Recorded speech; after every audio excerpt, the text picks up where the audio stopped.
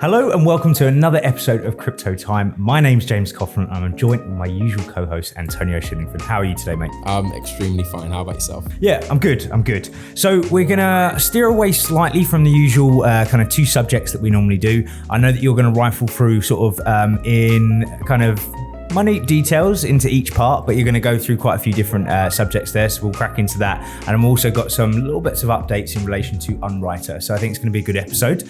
So without further ado, we will kick into this episode, but one thing I must say first is please always do your own due diligence before getting involved in any new investment, and do not accept this as investment advice. These are just the opinions of mine and Antonio's. So yeah, I think we'll kick into your subjects first, as I know you've got a few to go through. So mine's going to be more talking about the commitment on projects, because of course we're very much, in terms of the technical ability, we're very much on the BSV side. Yep. Now, of course, you have many other competing projects. The major competing projects are, of course, BCH. Then, of course, you have the one at the top of the pecking order, which is Bitcoin. Now, we've seen recently it come out from the BCH camp. And of course, this is just my opinions. It is no resentment onto any of the individuals that are, of course, in that camp and how they're organized and how they're operating. But it's just on us being realistic on where you can take these projects to and how far you can really excel, and in terms of actually just capturing mainstream adoption. So we've seen recently that BCH has started basically pretty much asking the community for donations. So they're asking for 800 BCH to help their development team to then proceed. Now, I'm sorry, but 800 BCH, first of all, it is actually not that much money, because I agree. We know directly how expensive these development teams are. We do. Especially if you're hiring a development team to maintain your blockchain. And not just that, you're going to need a secondary development team to then build new projects, new cool things to then, of course, place on top of your chain in general. And just to add to that part, and for example, the experience of it anyway here at Bitstocks, when you, for example, are taking on a developer and you're going to take them on for, say, a 3-month stint because there's a certain project that you're going to be working on, that will generally be under a contract basis. And when you are doing that, it's a short-term job. And over that short period, you end up having to pay a lot more money for those actual developers themselves than what you would do if you kept them for the longevity. So I think it's interesting to see how they're going to go about doing this, especially with such a small budget, to be quite honest. Yeah, and so far they've received 119 BCH. So of course they're making their way to the whole 800. But now, if we just look at the figures that are, and this is what I was talking about, commitment to projects. If we talk about the figures that are surrounding BCH, of course, the most prominent one in terms of a voice is Roger Ver.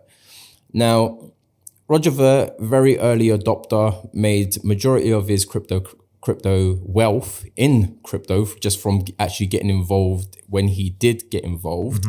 Mm-hmm.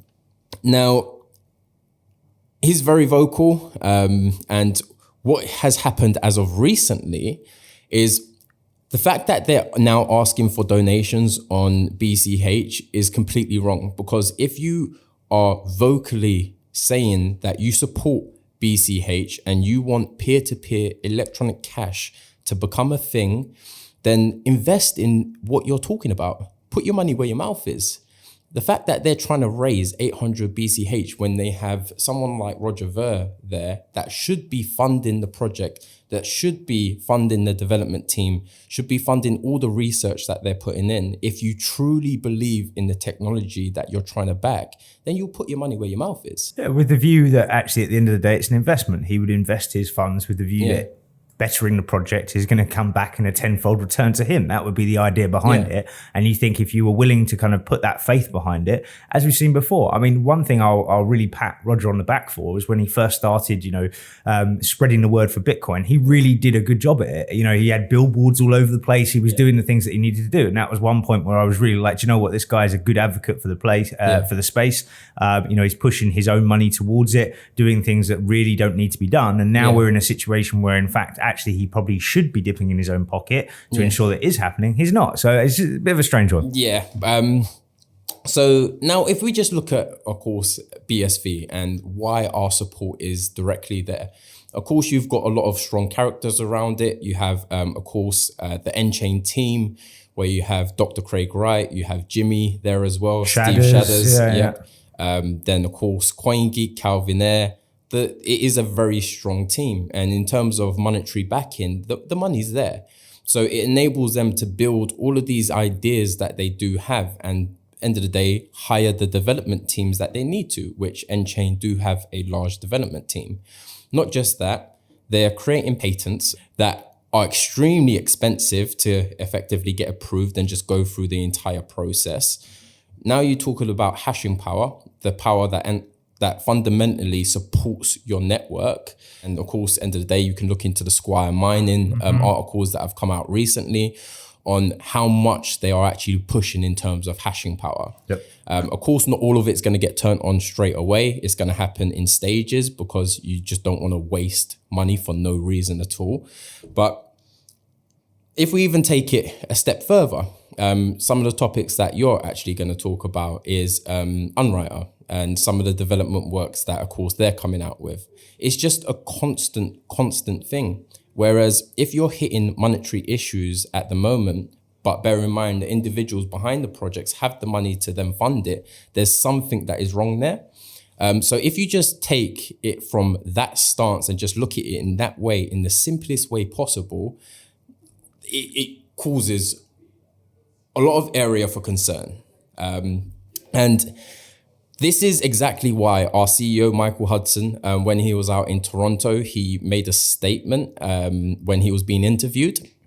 Now, this is exactly what the statement read. What we are launching first is the ability of the investment service. So the ability to hold Bitcoin Core, Bitcoin Cash, and as well, obviously, Bitcoin SV. The logic behind that is to enable people who might have different views as to what Bitcoin really is, and whilst they're going through their inevitable journey of discovery, they have access to then convert their assets into SV if they so wish. So we understand this because, of course, we went through that exact same discovery, and this is exactly where we've ended up. And we know that people are going to do the exact same thing. And I do truly believe they'll end up in the exact same place. So they're going to need a mechanism to then convert whatever currency is that they effectively have into what is truly Bitcoin. So the camps are split up into two different parts at the moment. You have people like Roger Ver who have huge social media presence that, of course, can push whatever their agenda is that they want to. And it seems to be that, of course, you have CZ that's also of that stature. Then you have other key characters like Vitalik. All of these people have huge social media presence. I'm not saying Vitalik is under this exact same camp or CZ, but the issue is they're not putting their money where their mouth is. They can put whatever statements out there that they want, but they're not backing it up with their money. Whereas you have the other camp, which end of the day, technology is the main focus here, that are continually investing into the technology. And as soon as people start to discover this and start weeding out all of the noise that is happening on social media at the moment, they will come to the exact same point that we've come to. So we just want to provide the vehicle necessary for them to, of course, end of the day, do whatever it is that they want to do at that stage. No, completely agree. And I think that's a really nice way to actually close that subject off and push on to obviously Unwriter. So Unwriter, I know we've spoken a little bit in the past about him or her, it could be, who knows, which is obviously an interesting one. It's about the projects that they've been working on at this moment in time. So just run through a couple to start with. We've got Bottle, we've got BitSocket, we've got BitChat, we've got BitPipe, we've got DataPay, and we've got Bitcom. So across the board, we can see more and more projects coming from Unwriter, which is really encouraging to see. As we said before, to have a project like we were speaking about with BCH that aren't really doing that much at this moment in time, when the space is moving forward so fast at this moment in time, SV really pushing in that direction in the correct way. So that's nice to see specifically.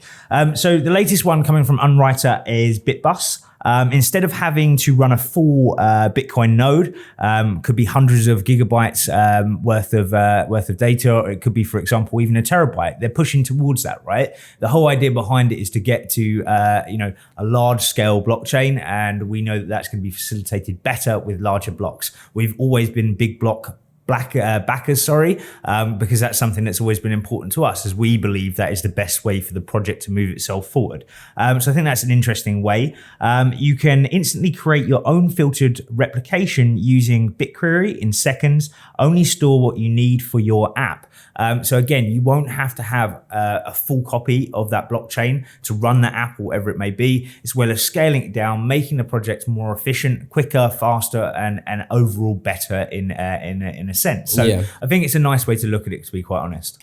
The way that this space is going and the way it will look in the future is there was an interview done recently with Jack Liu, who is someone from the Float SV camp, of course, the exchange itself. Now, what they stated is that everything will be a transaction, which is very true. Mm-hmm. Because if you look at it in the social media sense, stuff like Bitstagram, mm-hmm. Now, every single like, every single comment, every single DM will be considered to be a transaction.